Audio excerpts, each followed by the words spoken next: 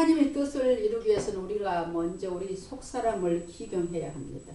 그런 의미에서 우리는 그동안 온유한 자가 받는 복에 대해서, 또한 불평하는 죄를 짓지 말자는 말씀을 드렸고요. 오늘은 긍휼한 마음을 가질 것에 대해서 은혜를 나누고자 합니다. 사람은요, 마음속에 있는 것이 드러나기 마련입니다. 그 사람하고 몇 마디만 해보면 저분이 어떤 분인가를 우리가 알 수가 있죠. 그렇기 때문에 속사람이 강건해야 그 사람도 강건한 것입니다. 사랑에는 우리가 한 3가지 정도가 있다고 생각할 수 있습니다. 첫째는 존경의 사랑입니다. 그것은 아랫사람이 윗사람을 향한 사랑이라고 할 수 있습니다. 부모에 대한 사랑, 스승에 대한 사랑, 목자에 대한 사랑, 특별히 우리가 하나님을 사랑하는 것은 경외라고 합니다. 하나님을 전심으로 경외하는 것은 하나님을 전심으로 사랑한다는 것입니다. 그 다음에 또 수평적인 사랑이죠. 십자가의 사랑이 수직적인 사랑과 수평적인 사랑을 십자가 사랑이라 하죠. 수평적인 사랑은 우애라는 말로 우리가 하고 있습니다. 아래 위에 수직적 관계가 아닌 너와 나의 동일한 관계가 수평적인 사랑이라고 할 수 있습니다. 이것은 친구의 사랑, 동기간의 사랑이 바로 이 사랑입니다. 세 번째는 긍휼의 사랑입니다. 긍휼이라는 영어로 compassion이라는 건데요. 다른 사람의 고통을 자신도 함께 느끼고 그 고통을 덜어주려고 애쓰는 행동이나 다른 사람에게 고통이 일어나지 않도록 배려하고 배려하는 그런 행동과 마음을 긍휼이라고 합니다. compassion은 또 자비라는 뜻으로 번역되기도 합니다. 아랍어로 긍휼은 라흐만이라고 하는데요. 이는 이제 히브리어 레헴에서 파생된 단어입니다. 라흐만은 어머니의 자궁에 비유하고 있습니다. 라흐만은 어머니와 아이의 원초적인 관계처럼 사심 없이 서로에게 헌신하는 것을 우리는 긍휼이라고 하고 있습니다. 믿음의 사람은 이 3가지의 사랑이 잘 조화되어 내 삶에 나타날 때에 진정으로 사랑하는 삶을 살게 되는 것입니다. 단지 내 중심으로 나는 사랑을 안다, 사랑을 할 줄 안다 해서는 안 될 것입니다. 그것은 지극히 이기적인 사랑에 대한 이해입니다. 하나님은 이 3가지 면에서 하나님의 사람은 이 3가지 면에서 균형을 이루어야 합니다. 하나님은 성경 곳곳에서 말씀하십니다. 하나님을 경외할 것에 대해서, 부모를 공경할 것에 대해서, 마땅히 존경할 자를 존경할 것에 대해서 말씀합니다. 그리고 친구 간에, 동료 간에 우애가 무엇인지도 성경은 보여주고 있습니다. 우애에 아주 특별한 사람이 있죠. 다윗과 요나단의 우애는 우정과 우애가 무엇인지를 보여주는 대표적인 예입니다. 요나단은 왕의 아들입니다. 다윗은 목동의 신복입니다. 그러나 하나님께서 맺은 우정은 죽을 때까지 다윗과 요나단의 사랑을 이어갑니다. 이것이 진정한 사랑입니다. 또한 긍휼의 사랑이 얼마나 많이 나타나고 있습니까? 하나님의 긍휼, 사랑이 성경을 덮고 있습니다. 하나님의 사람들은 긍휼의 사랑이 성령 안에서 우리에게 사랑이 무엇인지를 보여주는 것입니다. 우리는 긍휼의 사랑을 가져야 됩니다. 오늘 주님께서 말씀하십니다. 긍휼히 여기는 자는 복이 있나니 그들이 긍휼히 여김을 받을 것이며 라고 말씀합니다. 긍휼히 여긴다는 것은 타인의 처지를 자기 처지처럼 여기고 도와주는 덕을 말합니다. 즉 세리나 장녀나 사마리아인 같은 그런 지목받던 사람들이랄지라도 그 처지를 이해하고 용서하며 선하게 대해주는 것을 긍휼이라고 할 수 있습니다. 여러분, 존경과 우애는 비교적 쉽습니다. 존경하는 사람을 존경하고 또 이렇게 나하고 친한 동기간이라든지 또한 친구를 사랑하는 것은 비교적 쉽습니다. 그러나 나보다 약하고 나보다 못한 사람들, 나보다 어린 사람들을 사랑하는 것은 그렇게 쉽지가 않습니다. 왜냐하면 긍휼은 단순히 동정심이 아니기 때문입니다. 어쩌면 우리는 이 긍휼에 대해서 막연히 생각하고 행동하고 있는지도 모릅니다. 불쌍한 사람에게 동정하는 것을 긍휼이라고 여길지도 모릅니다. 그럼 예수님께서 말한 긍휼은 단순한 감정적인 표현이 아닙니다. 불쌍히 여기는 마음을 가지는 것이 아닙니다.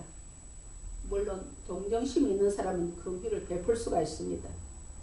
긍휼에 먼저 불쌍히 여기는 마음을 가지고 나서 그 사람의 생각이나 그 사람의 감정 안에 내가 들어갈 수 있어야 됩니다. 내가 그 사람에게 동참하면서 사랑할 때 긍휼이 되는 것입니다. 긍휼을 현대 개념으로 말하자면 자기 확대입니다.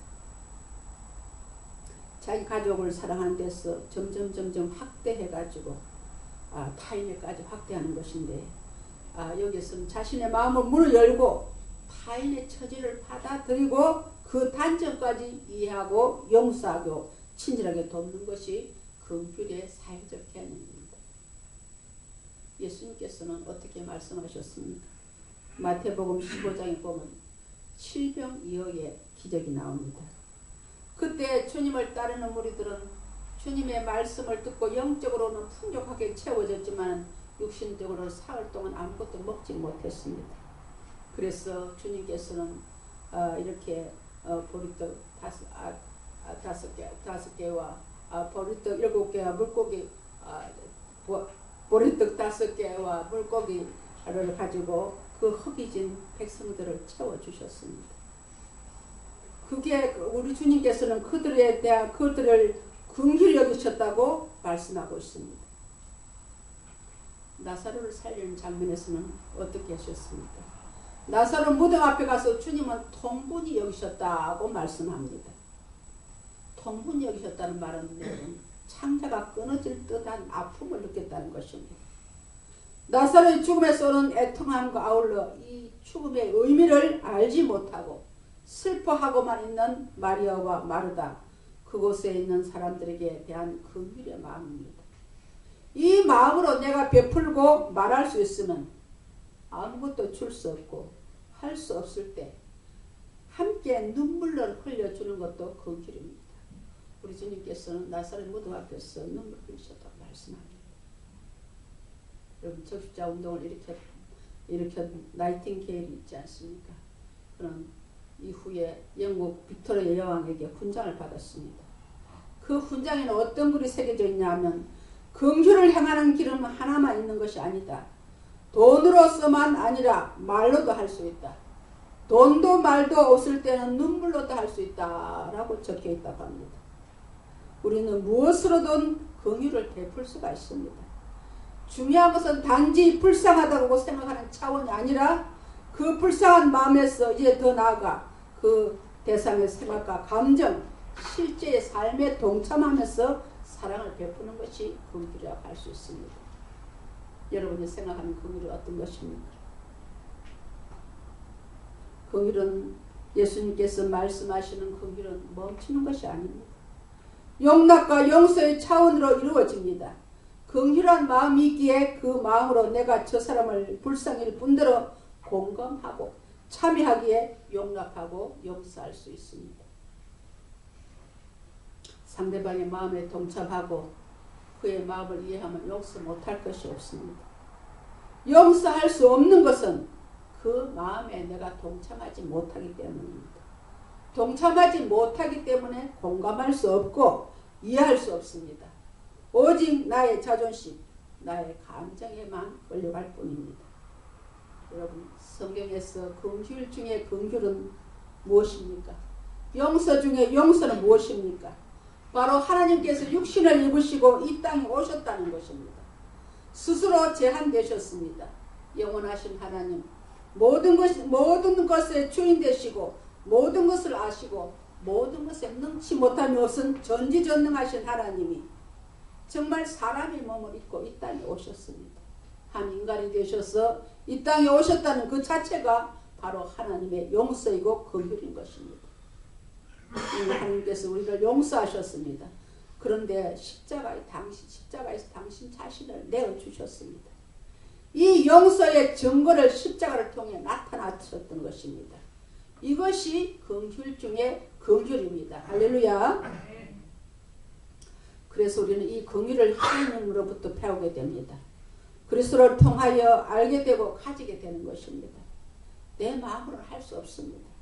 내가 스스로 용서할 수 있는 줄 아십니까? 결코 그럴 수가 없습니다. 하나님께서 우리에게 긍휼한 마음을 주셔야 우리가 긍휼한 마음을 가지게 되는 것입니다. 코리덴 분 여사라는 분이 있습니다. 피난처라는 책을 써서 많은 사람을 감동시킨 네덜란드의 작가입니다.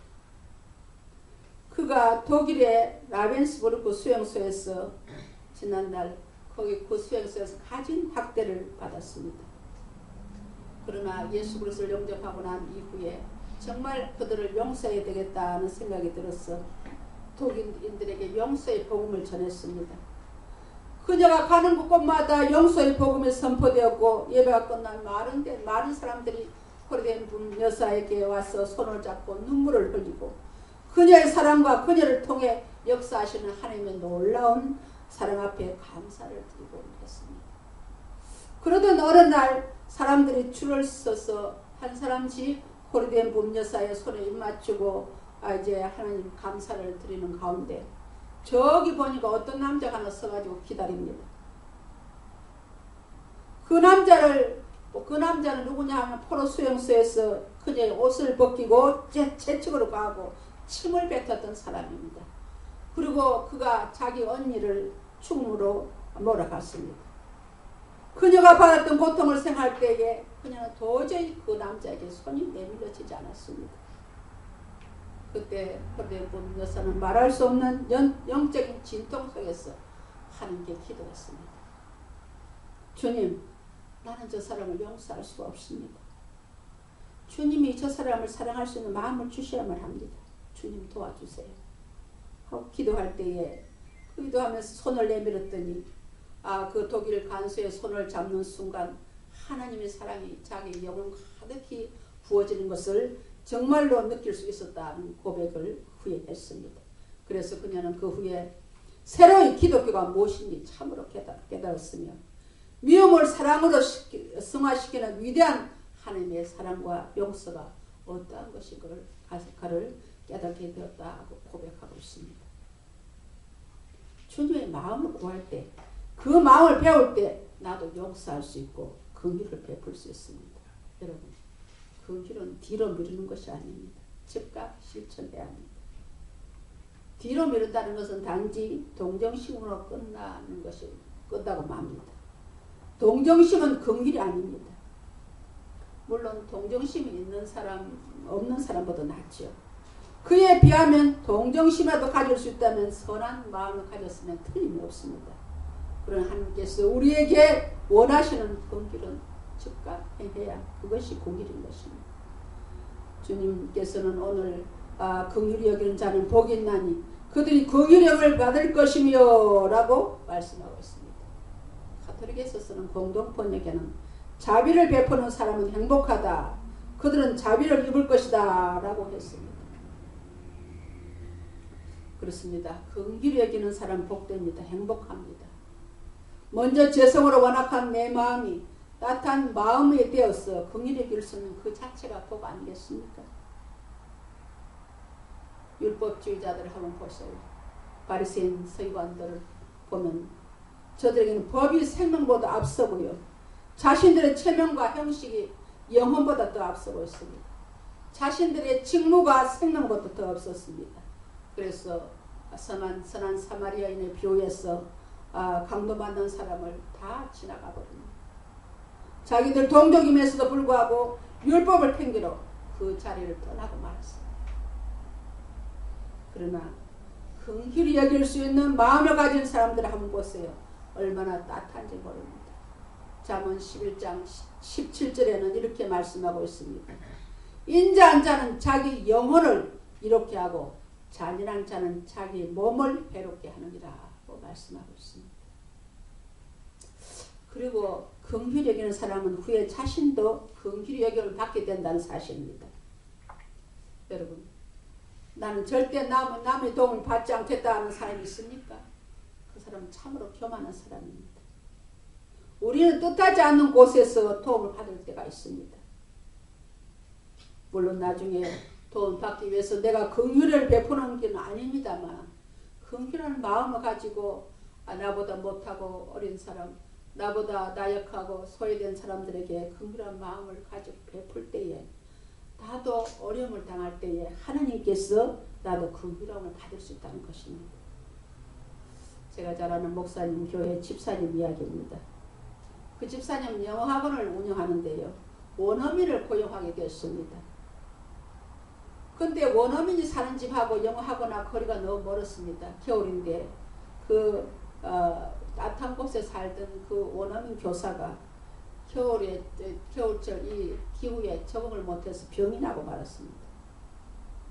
그래서 원장은 그를 찾아가 치료해주고 학원하고 가까운 곳에 집을 얻어서 좀 더 편안하게 아이들을 가르칠 수 있도록 배려를 했습니다. 그리고 수시로 필요한 것을 도와주고 뭐 행정적으로 필요한 것이 있으면 같이 가서 도와주곤 했습니다. 그렇게 하던 어느 날 자기 원장의 자녀가 미국으로 유학을 가게 됐습니다. 유학을 가는 과정에 연고도 없고 무엇을 해야 될지 알지도 못하고 그렇게 하는데, 도착하자마자 집을 구하는 것부터 학교 입학, 행정적인 절차 등 혼자서 도저히 감당할 수 없는 일을 낯선 미국인이 자진해서 도와주더라는 것입니다. 가장 절박할 때에 큰 친절을 받게 된 것입니다. 그때 깨달았다는 것입니다. 내가 베푸니 나도 남에게 도움을 받는구나 생각했다는 것입니다. 내가 긍휼히 여길 때 나도 긍휼히 여김을 받게 된다는 사실을 믿으시기 바랍니다. 할렐루야.